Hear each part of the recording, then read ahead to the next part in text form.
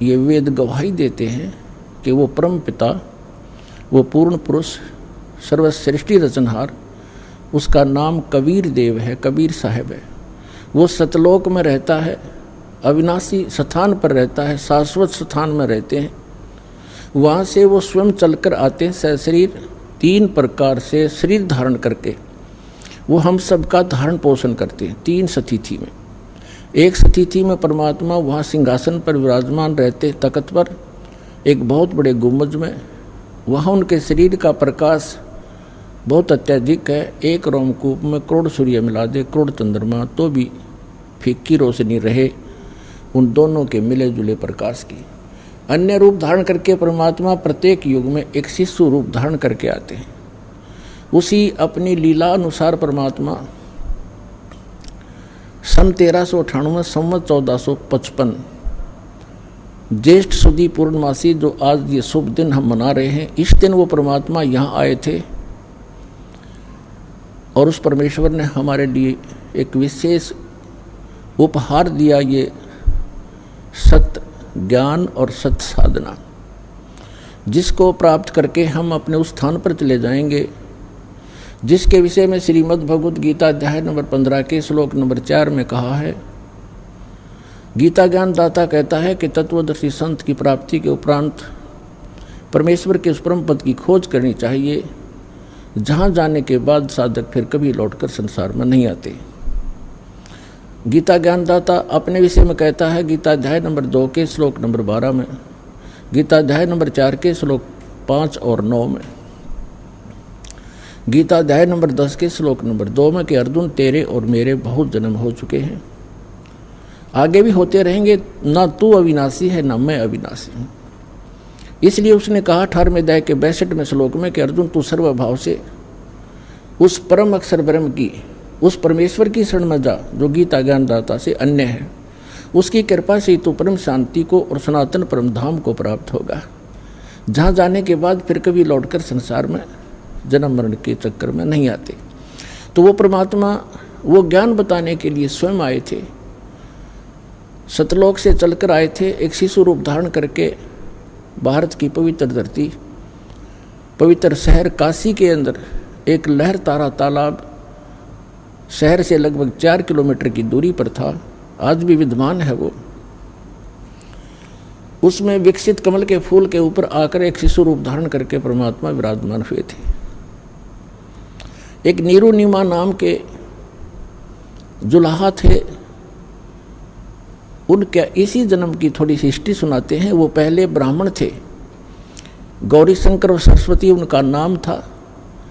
वो दोनों भगवान शिव के परम भक्त थे, बहुत निस्वार्थ भाव से कथा किया करते थे, किसी भी जनता को भ्रमित नहीं करते थे। जो भी दीक्षाना उनको प्राप्त होती थी उससे अपना निर्वाह करते थे। दीक्षा से प्राप्त शेष बचे धन को भंडारा कर दिया करते थे, संग्रह संचन नहीं करते थे। इस बात से मुसलमान बहुत अक्षुब्ध हुए। उनको ये भी मालूम था कि अन्य ब्राह्मण जो हैं गुरु, वो गौरी शंकर से ज़्यादा ईर्ष्या रखते हैं, क्योंकि उनका बोलबाला उनसे अधिक हो गया था, क्योंकि वो निस्वार्थ कथाएं किया करते थे। अन्य केवल गुमराह किया करते थे, जंतर मंतर करके दुनिया को भटका भरमा के अपनी रोजी रोटी किया करते थे। मुसलमानों को इस बात की चिंता हुई कि ये गौरी शंकर हिंदू धर्म का प्रचार घना कर रहा है और इसको मुसलमान बनाया जाए। उनको ये भी मालूम था कि अन्य धर्मगुरु जो ब्राह्मण हैं वो इससे ईर्ष्या रखते हैं, इसका साथ नहीं देंगे, जिस कारण से उनको उसी जन्म में बाई फोर्स मुसलमान बना दिया था। पहले निर्वाह चलता था दीक्षा से, लेकिन फिर वो दीक्षा बंद होगी, वो मुसलमान बना दिए गए। उनका नाम रख दिया नीरू और नीमा। नूर अली नाम रख दिया गौरी शंकर का, और सरस्वती का नाम रख दिया नियामत। उसको अब भ्रंश करके जैसे कहने लग जाते हैं, नीरू और नीमा कहने लगे। अब उनके सामने 2 समस्याएं खड़ी हुई, एक तो निर्वाह की, दूसरी गंगा स्नान मुसलमान नहीं कर सकते थे उस पंचगंगा घाट पर, जिस कारण से गौरी शंकर सरस्वती ने अपने निर्वाह के लिए, तो नीरू और नीमा ने अपने निर्वाह के लिए जुल्हाई का कार्य शुरू कर दिया। उसमें कोई पैसा नहीं लगता था, 3-4 डंडे गाड़ लिए जाते हैं, खड्डी बना ली जाती है, उसमें वो परमात्मा परमात्मा के जो मुँह बोले माता पिता हुए वो अपना निर्वाह करने लगे। अब उनके सामने दूसरी समस्या ये थी कि वो गंगा में स्नान नहीं कर सकते थे और प्रतिदिन स्नान करके अपनी नित्य क्रिया करना उनका एक स्वभाव बन गया था।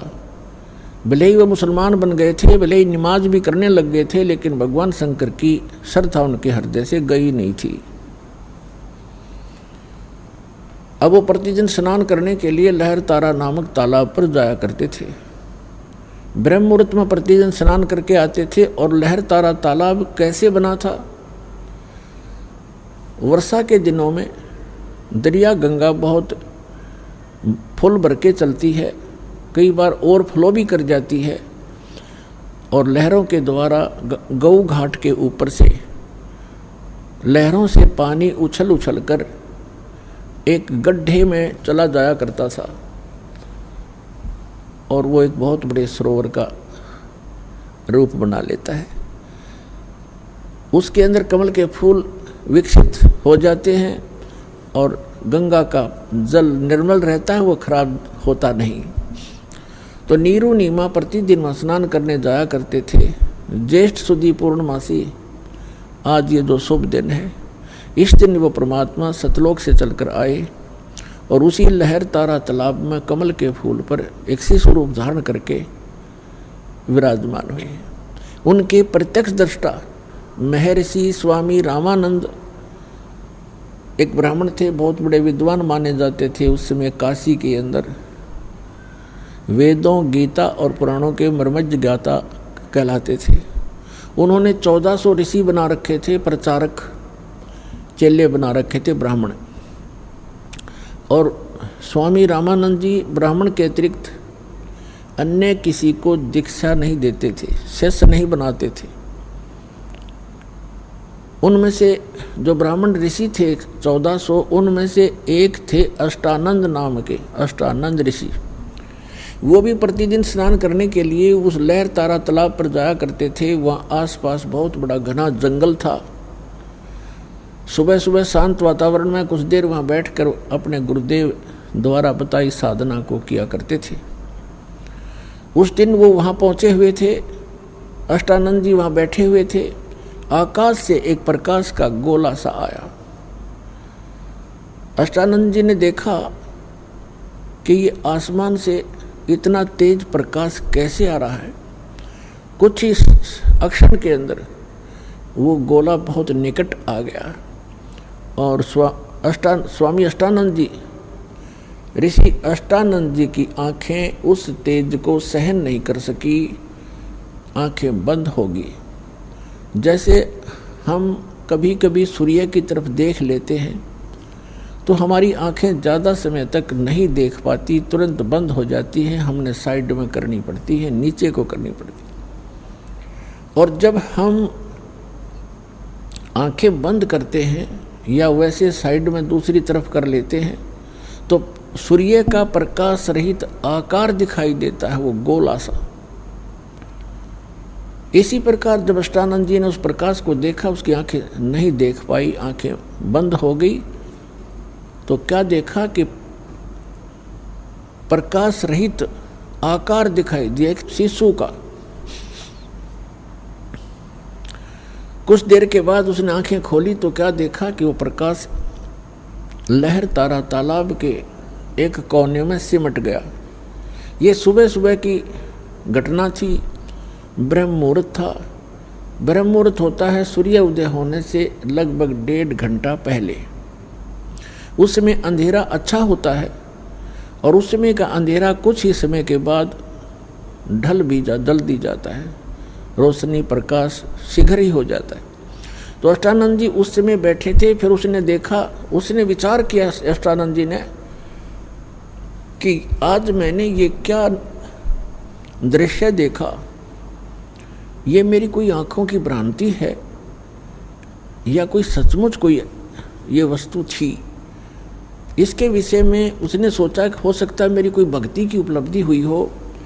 उसके लिए शंका समाधान के लिए वो तो उठकर चल पड़े। वो तो उठकर चल दिए, स्वामी रामानंद जी के पास गए और उनसे सब आंखों देखा विवरण बताया कि हे स्वामी जी, हे गुरुवर, आज आपके बालक ने ऐसे बहुत तेज प्रकाश देखा, ऊपर से आ रहा था बहुत स्पीड से, जैसे तारा सा टूटा करता है। और जो ही वो निकट आया मैंने देखा तो मेरी आंखें बंद हो गई, सहन नहीं कर सकी उस तेज को। आंखें बंद हुई तो मैंने क्या देखा गुरुवर कि एक शिशु रूप दिखाई दिया। दोबारा मैंने आंखें खोली तो सामने क्या देखा कि वो प्रकाश उस लहर तारा तालाब के एक कोने में सिमट गया। फिर मुझे कुछ दिखाई नहीं दिया अंधेरे में। ये मेरी कोई भक्ति की उपलब्धि है या कोई मेरी भ्रमना है, भ्रांति है? इसका समाधान कीजिए। स्वामी रामानंद जी ने कहा कि बेटा, ऐसे जो लक्षण होते हैं वो ऊपर के लोकों से अवतार गण आते हैं और वो यहाँ किसी माँ के गर्भ में प्रवेश करेगा। कोई ऊपर से अच्छी आत्मा देव आए हैं और वो यहाँ किसी माता के बहन के गर्भ में रहेगा और फिर यहाँ आके अपनी जीवन लीला करेगा। अब जैसा भी स्वामी रामानंद जी को ज्ञान था उसने अपने शिष्य का समाधान कर दिया।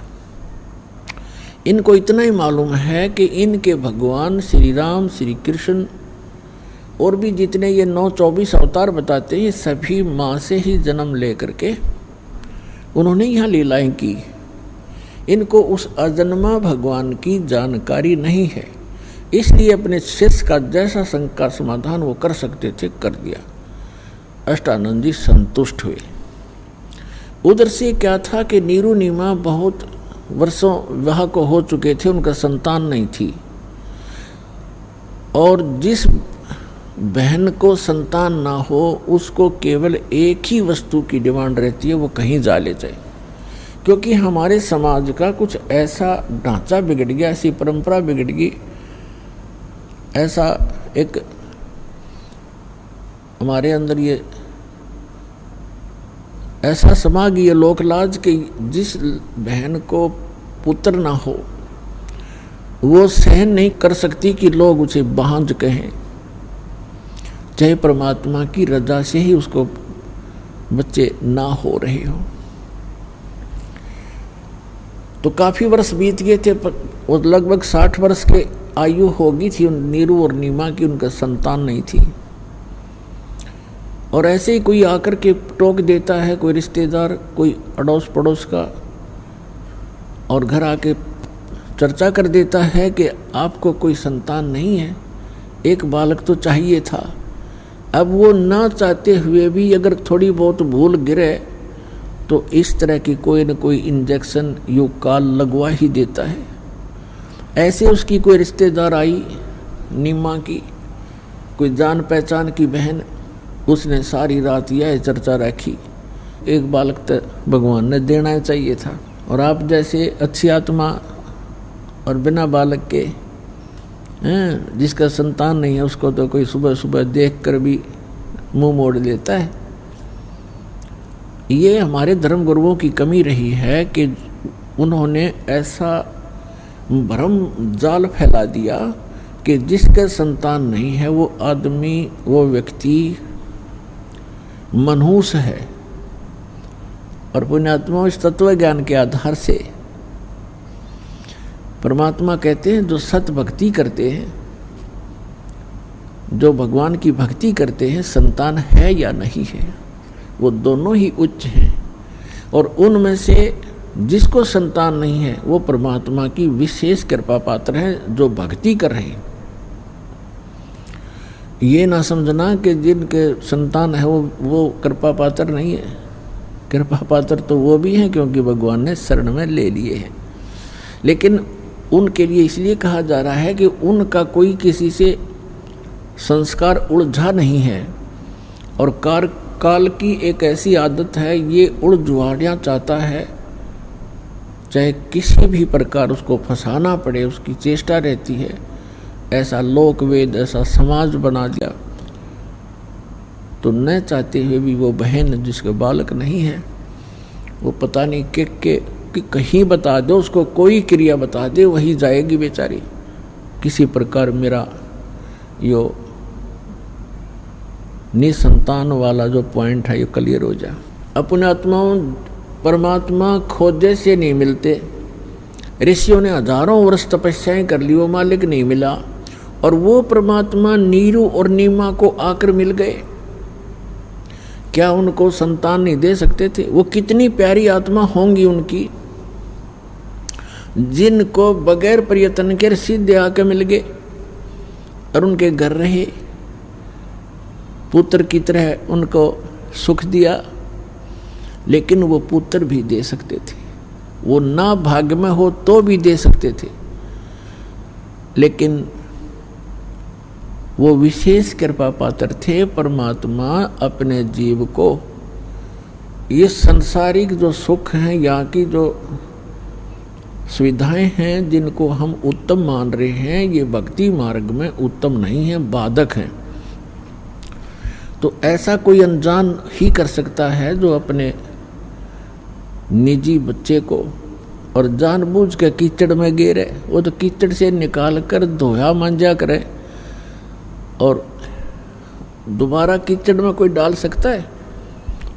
नहीं, कोई शराबी।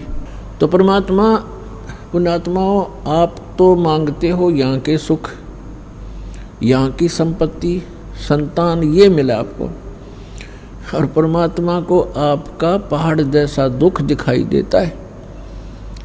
यदि आप जी अब मोक्ष प्राप्त नहीं कर सके, ना जाने कितने जन्मों में ये कष्ट आपको फिर सामने खड़े दिखाई देंगे। यदि इन संसारिक कार कोठियों में, घोड़ा बग्गियों में सुख होता तो परमात्मा एक झोंपड़ी में नहीं रहते, एक झोंपड़ी में नहीं रहते, और कपड़ा बुनकर एक सिंपल मैन की, एक बिल्कुल निर्धन व्यक्ति की भूमिका नहीं करते। वो हमें ये दिखाना चाहते थे कि यदि आपको ये ज्ञान हो जाए कि ये काल का लोक है, यहाँ जन्म मृत्यु का दीर्घ रोग आपको लगा हुआ है, और जितनी बार भी जन्मोगे आपको ये संकट फिर प्रत्येक बार झेलने पड़ेंगे जो आज जीवन में झेल रहे हो। इसका अंत नहीं, और एक ऐसा सुखमय स्थान है जहाँ जाने के बाद आपकी जन्म मृत्यु कभी नहीं होगी, और वहाँ आपका मनुष्य शरीर होगा, आपके बच्चे होंगे, आपकी पत्नी होगी, आपका संतान होगा, एज इट इज होगा, आपका परिवार होगा, वो कभी मृत्यु को प्राप्त नहीं होगा। और यहाँ आप सारा जीवन इन्हीं की सुरक्षा में लगे रहते हैं और पता नहीं कब बिजली गिर जाए। आप पढ़ रहे हो समाचार पत्रों में, देख रहे हो मीडिया, इस इलेक्ट्रॉनिक टीवी चैनलों पर, केदारनाथ नाम के एक धार्मिक स्थान के ऊपर बहुत भयंकर फ्लड आ गया। लगभग 20,000 वहाँ श्रद्धालु और आसपास के क्षेत्र के लोग मारे गए। बताओ, अब वो बेचारे अपने परिवार के लिए ही बैठे थे, मेरा बच्चा ऐसे हो जा, मेरी बेटी ये बन जा, पुत्र अच्छा नौकरी लग जा, ऐसे हो जा, धन बन जा, खाक बन गया यहाँ पर। उनकी लाशों भी नहीं मिल लिए, दब गए टनों मिट्टी के ढेर में, खोजत भी ना पाओ। तो तुम ये दिखाना चाहते हैं आप जिस लोक में रह रहे हो और जो वस्तुएं आप डिमांड कर रहे हो, ये मांगण की कोई ना, ये तो मैं आप ही दे दूंगा जो तुम्हें आवश्यकता पड़ेगी। और हम केवल एक उद्देश्य से लेकर आते हैं, ये हो जाए, वो हो जाए, वो हो जाए, ये तो हो जाएंगे, लेकिन वो काम रह जाएगा जिसके लिए आप यहाँ आए हो। फिर इनका क्या करोगे? क्या मांगो कुछ थिर ना रहा ही, देखत नैन चला जग जाई। 1 लाख पूत सवालक नाती, उस रावण का जो दीवान बाती। आप क्या मांगोगे भगवान से? एक पुत्र मांग लोगे, थोड़ी बहुत संपत्ति मांग लोगे, धन मांग लोगे, कोई कोठी मांग लोगे, कार मांग लोगे, ठीक है। अगर आप मोक्ष नहीं चाहते हो तो ये भी दे देंगे आपको। फिर क्या करोगे? रावण के 1 लाख पुत्र थे और सद्भक्ति ना करने से सर्वनाश को प्राप्त हुए। अंत में उनके कोई दीपक जलाने वाला शेष नहीं रहा। सर्व सोने की लंका थी वह रावण से रणधीरम, एक पलक में राज विराजी जमके पड़े जंजीरम। तो परमात्मा उनको संतान भी दे सकते थे पर नहीं दिया। कीचड़ में नहीं डाल सकते अपने माता पिता अपने बच्चों को, कीचड़ से निकाला करते हैं। तो वो कोई बहन उस नीमा को रात्रि के दिन सामने आई, चली गई 2 इंजेक्शन ला के, एक पुत्र तो चाहिए था। भगवान ने यह क्या करी, तेरा संसार में साझा हो जाता है, लोग देखते नहीं के हैं वो आ गया मनुष्य। तो वह सारी रात करवट बदलती रही बहन नीमा, और सुबह उठ के उसके पति ने कहा कि चल स्नान करने चलते हैं, समय हो गया, उठकर चल पड़ी। रास्ते में क्योंकि बेशक उन्होंने मुसलमान धर्म स्वीकार कर लिया था लेकिन भगवान शिव को भुला नहीं पा रहे थे। रास्ते में अकेले आ रहे थे, नीमा फूट फूट कर रो रही थी कि हे भगवान शंकर, हे देव, हे महादेव, मुझ दासी को भी ये खिलौना दे देते, मेरा भी संसार में मुंह ऊपर को करके जीने का साधन बन जाता। अब मेरा जीना दुभर हो गया मालिक, आप क्या नहीं कर सकते, हमारी भूल को माफ़ करो, हम तो मूर्ख हैं, तुच्छ हैं, गलती बनी होगी भगवान, एक लाल दे देते, एक बच्चा दे देते, हमारा भी जीवन सुखी हो जाता। रोने लगी बुरी तरह, क्योंकि उस इंजेक्शन ताजे ताजे लगा रखे थे, वह लगा गई थी सामने कोई बावड़ी सी। तो नीरू कहने लगा कि देखो नीमा, यदि हमारी किस्मत में होते तो भगवान दे ही देते, किस्मत में हमारे भाग्य में है नहीं तो भगवान देंगे कहाँ से शिव जी। और रो रो के तू अपनी आँखें फोड़ लेगी, बुढ़ापे में उंगली पकड़ने वाला कोई है नहीं, अंधी हो जाएगी, ये और दुख होगा, तो रोया मत कर। बहुत प्यार से उसको समझाने की चेष्टा करता हुआ चल रहा है। और ऐसे ही प्रार्थना आपस में चर्चा करते करते लहर तारा तालाब पर पहुंच गए। स्नान करने के लिए पहले नीमा चली गई, नीरू बाहर दूर बैठ गया। नीमा स्नान करके बाहर आई उस लहर तारा तालाब के उस घाट से। उसके बाद नीरू स्नान करने के लिए तालाब में प्रवेश किया। तब तक रोशनी सी हो गई थी, थोड़ी थोड़ी उजाला सा हो गया था, सूर्य उदय नहीं हुआ था। और नीमा फिर स्नान करते समय जो वस्त्र बांध कर अपने लपेट कर नहाई थी शरीर के, उसको धोने के लिए जब पुनः तालाब पर गई, उसने क्या देखा कि कमल के फूल के ऊपर कोई वस्तु हिल रही है, क्योंकि परमात्मा कमल के फूल पर शिशु रूप धारण करके विराजमान थे, सतलोक से आकर विराजमान हुए थे और पैर के एक पैर को हिला रहे थे। वो पैर को हिला रहे थे। नीमा ने देखा कि कोई सर्प ना हो और गौर से देखा तो क्या देखा कि तो बालक है, छोटा सा बच्चा। उसने अपने पति से कहा कि देखियो जी, कमल के फूल पर बालक है, देखियो उस कमल के फूल पर बालक लेटा है। नीरू कहने लगा कि नहा रहा था वो, नहाते नहाते कह रहा कि नीमा तू मेंटल होली, तू बिल्कुल पागल होगी बच्चों के मोह में। अब तुझे सरोवर के अंदर जल में, गहरे जल में भी बच्चे दिखाई देने लगे, तो कुछ संतोष कर, कुछ सब्र कर।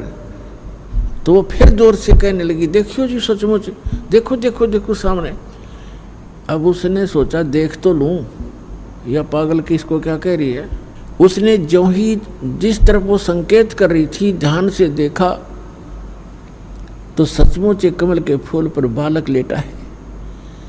अब उसने भी आव देखा ना ताव देखा, कमल के फूल समेत उठा लिया और अपनी पत्नी को थमा दिया कि सचमुच ये तो बालक, यहाँ डूब जाता तो शुक्र है तुमने मुझे बता दिया। अब वो बच्चे को लेकर इतना प्यार करती है और सौ शुक्र मनाती है अपने शंकर भगवान के कि हे भोलेनाथ, हे परमात्मा, आज ही हृदय से पुकारा था, आज ही आपने अपनी दासी की पुकार सुन ली। ओए होए कितना सुंदर बालक दे दिया, सीने को लगावे, कभी उसका मुंह चूमे, प्यार करे और सो शुक्र मनावे शंकर भगवान के। अपने आत्मा हमारे साथ ऐसे बना हुआ है, करता है सारा कुछ परम अक्षर ब्रह्म जो सर्वशक्तिमान है कबीर भगवान। और हमें जो कुछ भी यहाँ उपलब्धि हो रही है अपने संस्कार वश, उनका क्रेडिट हम देते रहे ब्रह्मा जी, विष्णु जी और शिव जी और अन्य देव देवताओं को। ये हमारी भूल थी। अब इस बच्चे को अपनी पत्नी को थमा दिया नीरू ने, और नीमा लेकर जल से बाहर आकर उसका प्यार करती है, कभी मुंह चूमती है, कभी सो शुक्र मनाती है शंकर भगवान के। यहाँ गरीबदास जी महाराज परमात्मा से परिचित होकर सतलोक में भगवान को देखकर वहाँ के सुख और उनकी सामर्थ्य को देखकर वापस यहाँ छोड़े गए। तब उन्होंने कहा था, जगत का पेखना पेख्या, धनी का नाम न लेखा। जगत का पेखना पेख्या, धनी का नाम न लेखा। हम एक दूसरे को कहते हो उसने ऐसे कर दिया, उसने ऐसे कर दिया। जो करने वाला धनी है, कुल मालिक है, उसका जिक्र भी नहीं करते, उसका नाम भी नहीं हमें मालूम। नीरू स्नान करके बाहर आया। अब नीरू ने सोचा कि पहले तो हमें मुसलमान बना दिया बाई फोर्स, बलपूर्वक। हमारा कोई मुसलमानों में अभी इतना मेल मिलाप नहीं है। हिंदू हमसे नफरत करते हैं। अब हम मुसलमान बनाए, दीन बदल दिया हमारा कोई बस नहीं चला। बतेरी गलानी है हमें, पर विवश से हम जाएं कहाँ। फिर उसने सोचा कि यदि आज हम इस बच्चे को लेकर जाएंगे तो नगर निवासी पूछेंगे किसका उठा लाए, कमबख्त हो तुम, इसकी माँ रो रही होगी, छोड़ के आओ, बताओ किस कहाँ से लाए हैं। वो स्वयं कल्पना कर रहा है कि हमारे साथ ऐसी बीत सकती है। और बच्चा भी जाएगा और हमें देश निकाला भी मिल जाएगा, नगर से निकाल दिया जाएगा। इस डर के कारण नीरू ने अपनी पत्नी को समझाया कि देखो हमारे साथ ऐसे ऐसे बन सकती है और हम कहीं के नहीं रहेंगे, बच्चा भी नहीं रहेगा। तो उसकी पत्नी कहती है कि जी मुझे नहीं मालूम इस बालक ने मेरे ऊपर के जादू कर दिया, अब मैं इसके बिना प्राण त्याग दूंगी, मैं रह नहीं सकती, मैं इसके बिना जिंदा नहीं रहूंगी।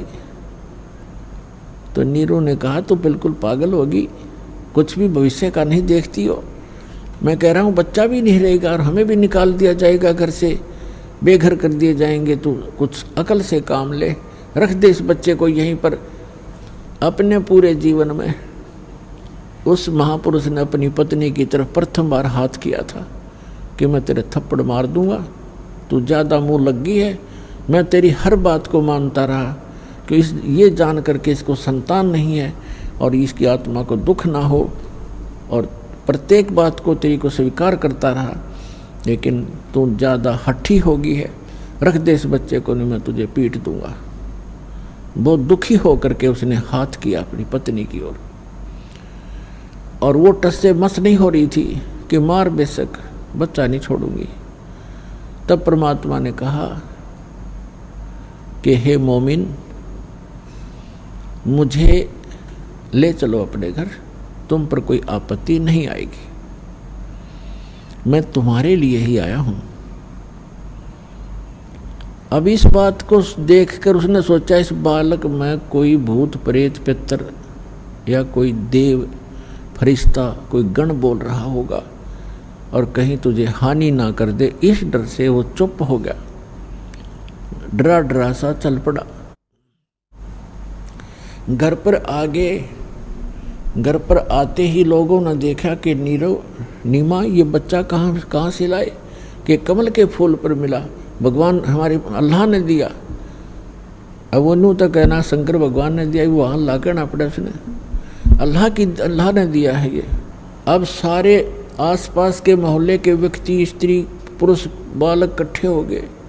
कहने लगे इतना सुंदर बालक है, ओहो इसका चेहरा ऐसे दमक रहा है जैसे देवताओं का हो। कोई कहे तो बहुत ही सुंदर बालक है, ऐसा ऐसा चेहरा, ऐसा इसका फुर्तीला शरीर है, ये कोई देव आया है। कोई कुछ कर रहा, कोई कुछ कह रहा। यहाँ तक लिखा आदरणीय गरीबदास साहिब जी ने परमात्मा की महिमा की वाणी लिखी है। परमात्मा से परिचित होकर के सतलोक लेकर गए थे कबीर भगवान गरीबदास साहिब जी को, गांव छुड़ाने जिला जज्जर हरियाणा वाले को। वो जब 10 वर्ष के थे सतलोक लेकर गए, अपने जहाँ निज स्थान पर भगवान रहता है, जो शाश्वत स्थान है, जिसको गीता अध्याय नंबर 18 के श्लोक नंबर 62 में कहा कि अर्जुन तू सर्वभाव से उस परमेश्वर की शरण में जा, उसकी कृपा से तू परम शांति को और सनातन परम धाम को प्राप्त होगा। तो शाश्वत स्थान में परमात्मा रहते, वहाँ लेकर गए थे तो वापस छोड़ा था। गरीबदास जी को दिव्य दृष्टि दे दी थी। उस दिव्य दृष्टि के आधार से और आँखों देखा भगवान के उस सारे नज़ारे को, गरीबदास साहिब जी ने एक ग्रंथ की रचना की जिसको गरीबदास ग्रंथ कहते हैं। जैसे तुलसीदास जी ने लाखों वर्ष पहले घटी घटना रामायण को अपने शब्दों में लिपिबद्ध कर दिया, चौपाइयाँ अपने हिसाब से बना दी और कथा यथार्थ है। चौपाइयाँ की जो रचना है वो उनकी अपनी बुद्धि की देन है, लेकिन सच्चाई वही है जो रामायण की हुई सत्य है। उसको आज पूरा हिंदुस्तान हिंदू उसको सत्य मानते हैं। तुलसीदास कृत जो रामायण है वो सही है। और लाखों वर्ष पहले ये घटना उन्होंने आज लिख दी, चित्रार्थ करती। उनकी दिव्य दृष्टि खुल गई थी। उस दिव्य दृष्टि के खुल जाने के बाद लाखों वर्ष पुरानी सब घटनाएं चित्रार्थ हो जाती है, क्योंकि हम जो भी क्रिया कर रहे हैं ये ज्यों की त्यों फिल्म बन जाती है। जैसे आजकल इंटरनेट बना हुआ है, कोई भी वस्तु डाल दी उसमें सदा बनी रहेगी जब तक डिलीट ना की जाएगी। ये तो एक कच्चा सिस्टम है उस परमात्मा के ओरिजिनल सिस्टम के सामने। तो परमात्मा की ये समझ लो सारी एक यूट्यूब है और ये सारा कुछ ब्रह्मांड उसका इंटरनेट है, इसमें सदा रहती है एज इट इज। उनको कभी भी जिसकी दृष्टि खुल जाती है वो देख सकता है सब चित्र, जैसा जैसा जो फिल्म देख लो, फिल्म में जैसा ही कभी देख लो उसको वो एज इट इज चलेगी, वो सब घटनाएं सेम होंगी, ऐसे हो जाता है। तो गरीबदास जी की जो दिव्य दृष्टि थी बस तुलसीदास जी से कहीं कई गुना श्रेष्ठ थी, ज़्यादा क्षमा वाली थी, ज़्यादा क्षमता वाली थी। तो गरीबदास जी ने ऐसे ही अपने भगवान कबीर परमेश्वर की महिमा लाखों वर्ष पहले जहाँ जहाँ पहले वो कभी प्रकट हुए वो सारा, और काशी के अंदर जो लीला की वो सारी, वो तो फिल्म है, कभी देख लो। तो गरीबदास जी की यूट्यूब चालू हो गई थी, उसमें उन्होंने देखा और वर्णन किया अपनी भाषा में। तो क्या बताया, तो उन्होंने अब गरीबदास साहिब जी की अमरवाणी से आपको थोड़ा सा एक झलक दिखाएंगे, उसको सुनाएंगे आपको वाणी। क्या बताते हैं कि जब वहां आए, परमात्मा को लेकर आए, आसपास के लोग इकट्ठे हो गए, यहाँ तक काशी के राजा तो थे वो भी देखने आए कि इतना सुंदर बालक है, भगवान कमाल हो गया। तो उस समय की एक वाणी सुनाते हैं आपको। जगर मगर काया कर ये दमक पदम अनंत, गगन मंडल से उतरे सतगुरु पुरुष कबीर, नाम लिए बंद टूटे हैं और टूटे जम जंजीर, 84 बंधन कटे वो कीनी कल्प कबीर, भवन चतुर्दश लोक सब ये टूटे जम जंजीर, अनंत कोट ब्रह्मांड में वो बंदी छोड़ कहाए, सतगुरु पुरुष कबीर हैं वो जननी जने नमाए। कि ये परमात्मा अनंत कोट ब्रह्मांड में ये बंदी छोड़ कहाए। बंदी छोड़ कौन होते हैं? अमर करूं सतलोक पठाऊं, ताते बंदी छोड़ कहाऊं। बंदी छोड़ हमारा नामम, अजर अमर है अस्थिर ठामम। अमर करूं, यहाँ आपको ऐसी भक्ति शक्ति दूंगा, आपको अमर कर दूंगा। आप मृत्यु के उपरांत वहाँ चले जाओगे जहाँ जाने के बाद साधक फिर लौटकर कभी संसार में नहीं आते। और वहाँ आपका संसार होगा, आपका परिवार होगा।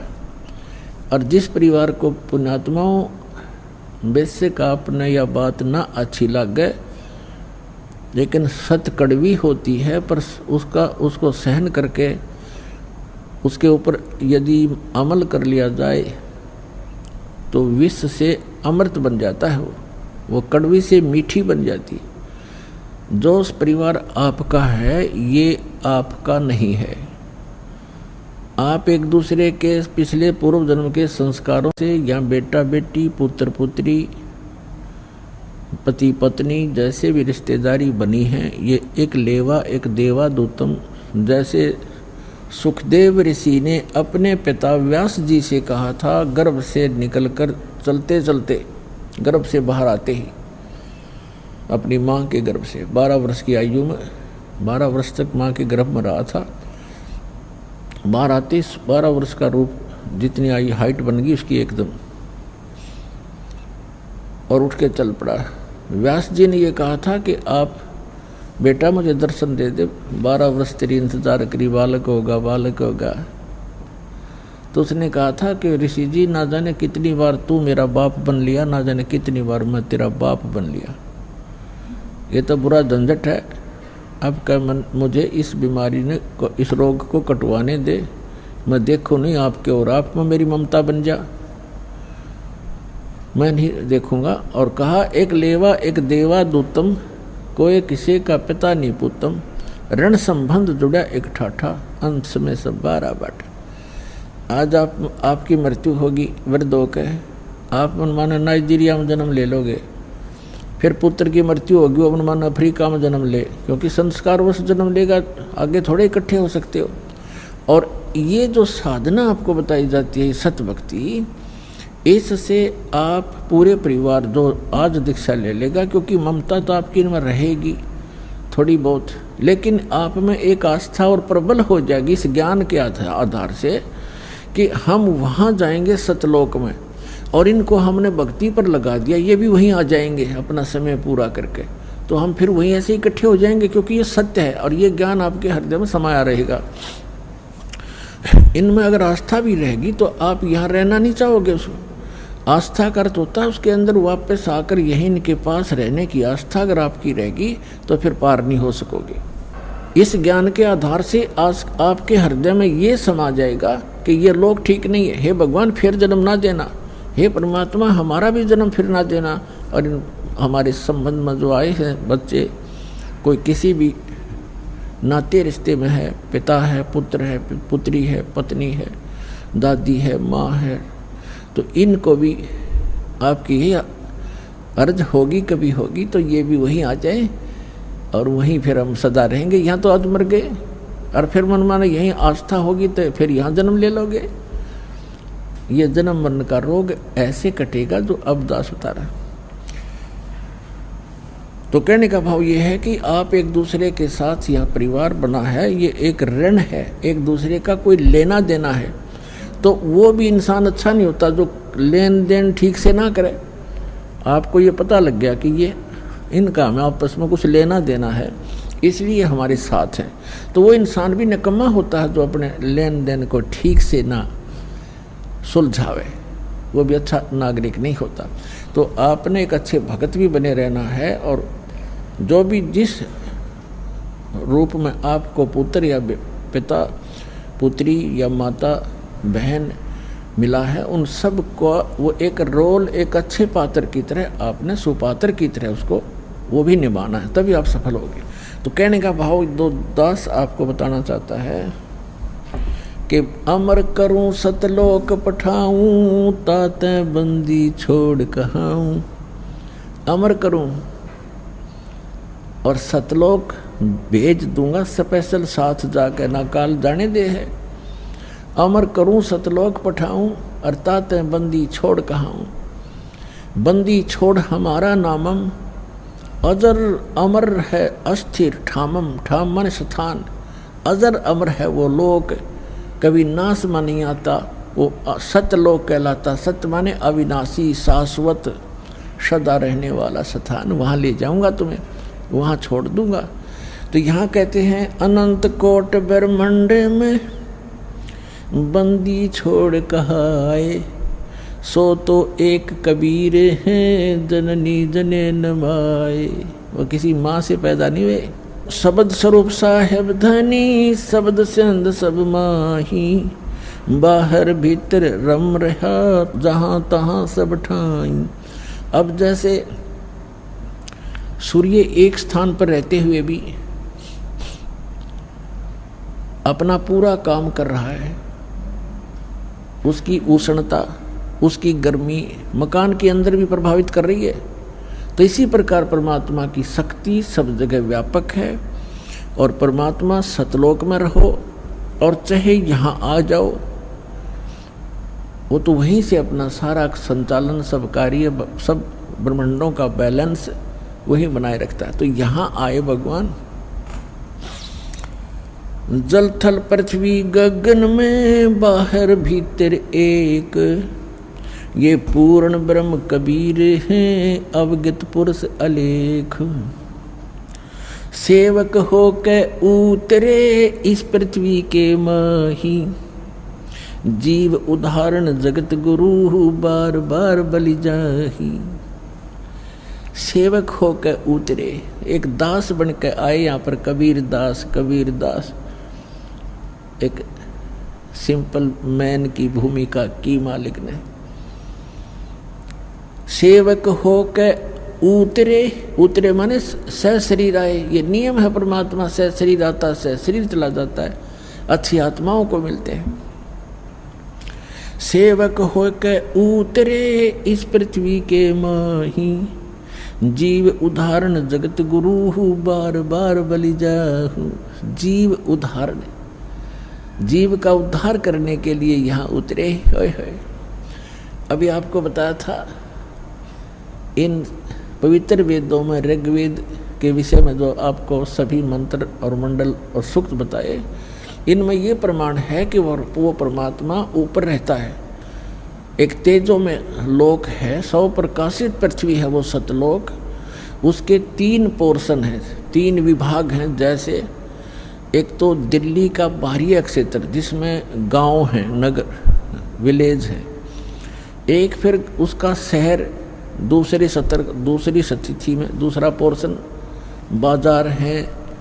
और तीसरा वो पार्लियामेंट हाउस और प्रधानमंत्री का घर, रेजिडेंस, राष्ट्रपति भवन, ये तीसरा स्थान समझ लो। तो वो परमात्मा ऐसे सतलोक के तीसरे स्थान पर विराजमान है और वहाँ से गति करके आता है। अच्छी आत्माओं को मिलते हैं, एक कवियों की तरह आचरण करते हैं। ये वेदों में प्रमाण आपको बहुत बार दिखाया है। और अपने मुख कमल से वो वाणी बोल बोल के लोकोक्तियों के माध्यम से विचार व्यक्त करते हैं, दोहों के माध्यम से, शब्दावलियों के माध्यम से। और जिस कारण से वो एक प्रसिद्ध कवियों में से एक कवि भी कहलाते हैं, लेकिन वो होते हैं परमात्मा। और वो तीसरे सौरभ भवनों ऊपरी तिष्ठति, सब भवनों के ऊपर, भवन के सब लोकों के ऊपर के लोक में बैठा है भगवान।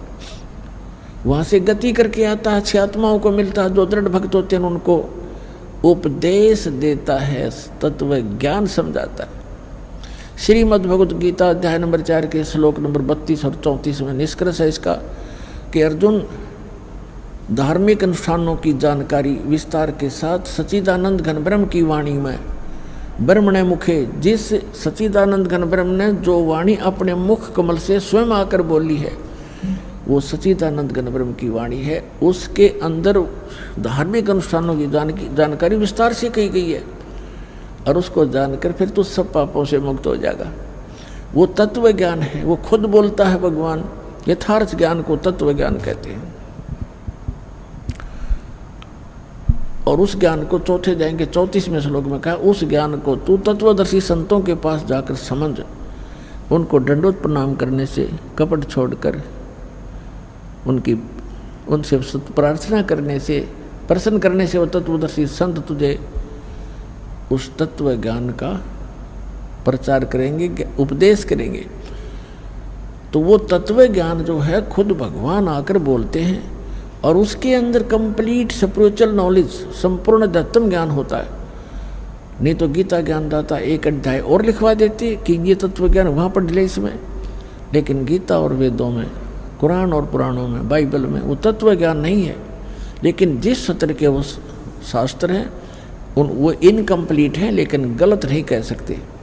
जैसे एक मैट्रिक का सिलेबस होता है, उसकी बुक्स होती हैं, तो वो बुक्स गलत नहीं होती, लेकिन वो बीए और एमए की नहीं होती, लेकिन उस 10वीं तक की पढ़ी हुई पढ़ाई आगे काम अवश्य आती है।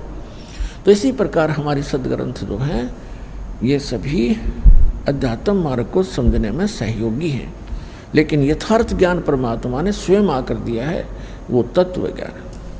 तो यहाँ वही बता रहे हैं गरीबदास साहब जी, सेवक हो के उतरे इस पृथ्वी के माही, जीव उदाहरण जगत गुरु, वो बार बार बलिहारी जाऊं उस परम पिता पे। जीव उदाहरण जगत गुरु वही होता है जो पूरे विश्व को तत्व ज्ञान बतावे। जो अटपट करते हैं, शास्त्र विरुद्ध ज्ञान कहते हैं, वो बेशक जगत गुरु लिखे रहें, वो नकली डुप्लीकेट जगत गुरु और सतगुरु हैं।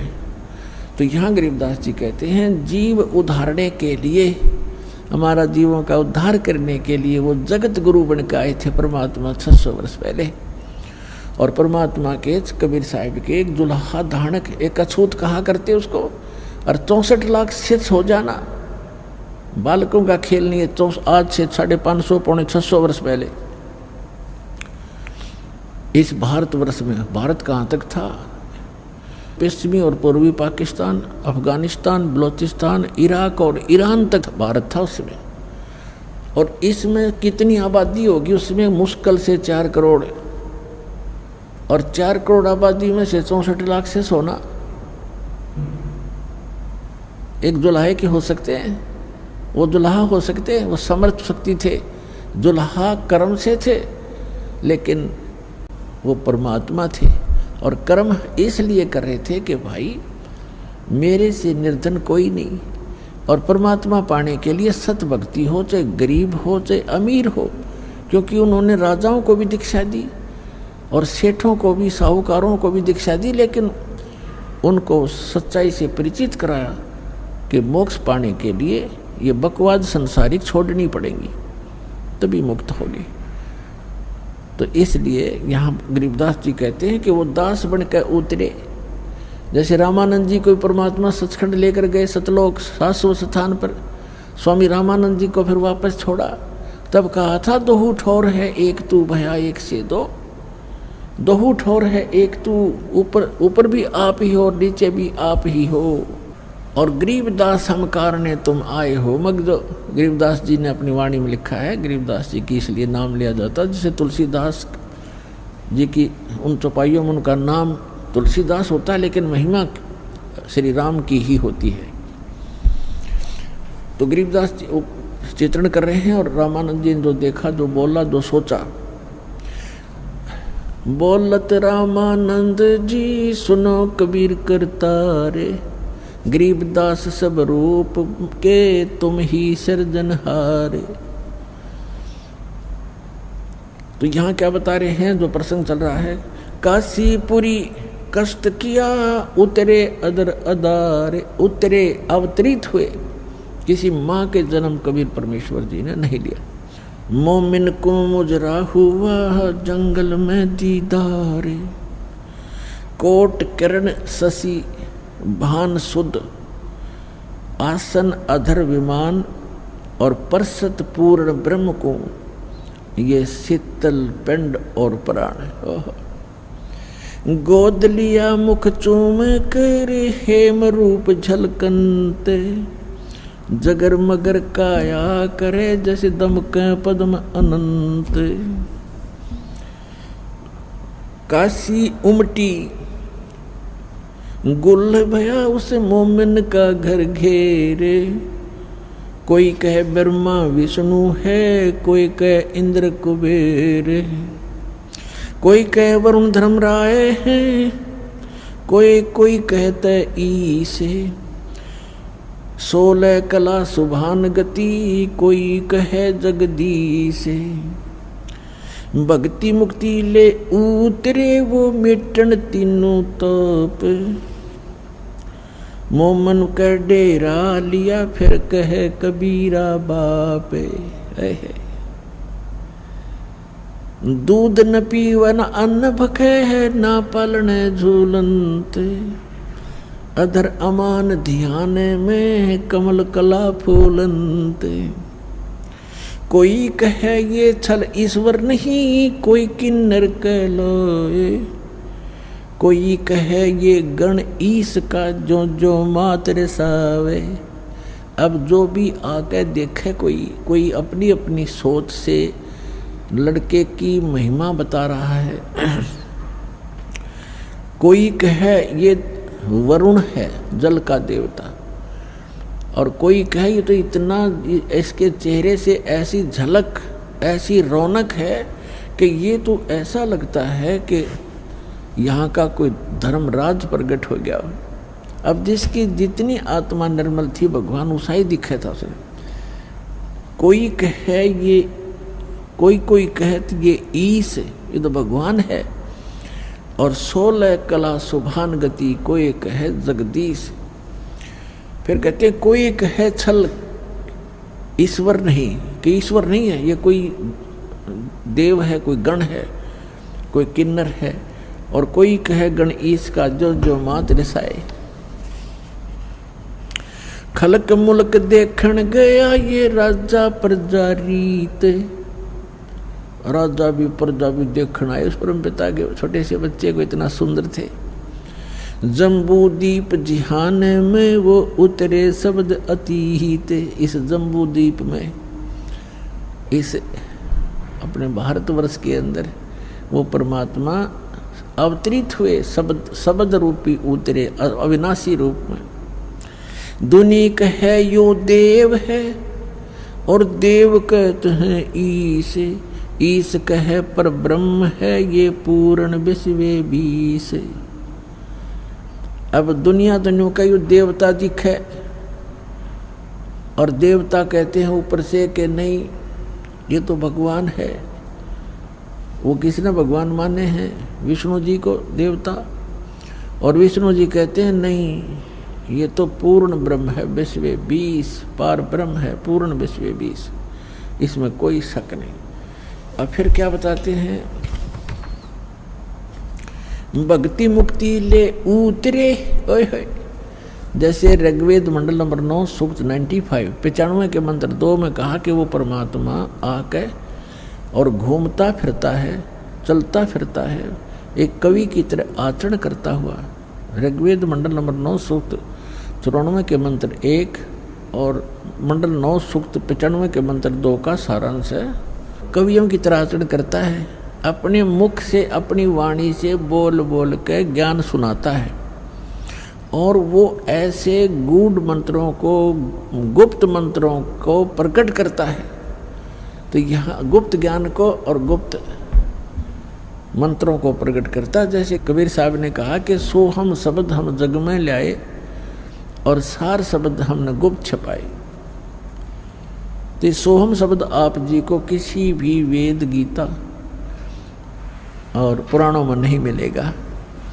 ये परमात्मा ने आके प्रकट किया। सार नाम अभी तक कति डिस्क्लोज नहीं कर रखा था। सोम सोम तो बहुत से लोग, ये संत भी लागे अनअधिकारी होते हुए भी मंत्र देते रहते हैं। ये है यो, इस मंत्र को ये देने के अधिकारी भी नहीं, इस दास के अतिरिक्त विश्व में नहीं कोई।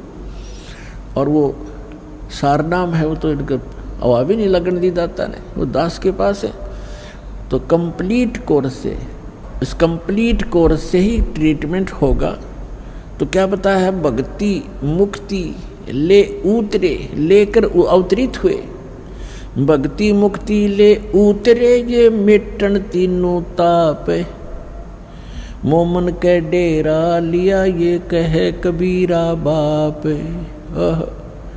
एक मुसलमान के मोमिन मुसलमान के घर, दुल्हे के घर वहाँ रहने लगे और उसको बाप पिताजी कहते हैं, बाबा पापा कहते हैं।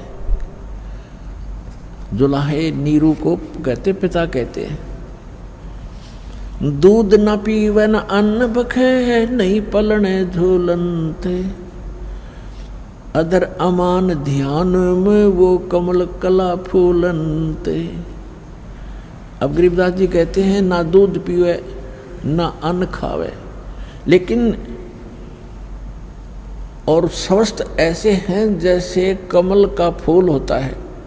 कमल कला फूलंत, कमल का फूल की एक ऐसी परमात्मा ने उसमें शक्ति दी है, ऐसा गुण दिया है कि कमल का फूल किसी सरोवर में हो और वहाँ कितनी स्पीड से पानी प्रवेश हो जा और वो साथ के साथ बढ़ता चला जाता है, चाहे कितना बढ़ जा कितना ऊंचा, वो साथ बढ़ता चला जाएगा, उसको ऊपर ऊपर पहुँच रहेगा ऊपरली सतह पर। तो गरीबदास जी कहते हैं परमात्मा ना दूध पीवे ना अन्न खावे और फिर भी स्वस्थ ऐसे न फूल रहा शरीर जैसे स्वस्थ हो।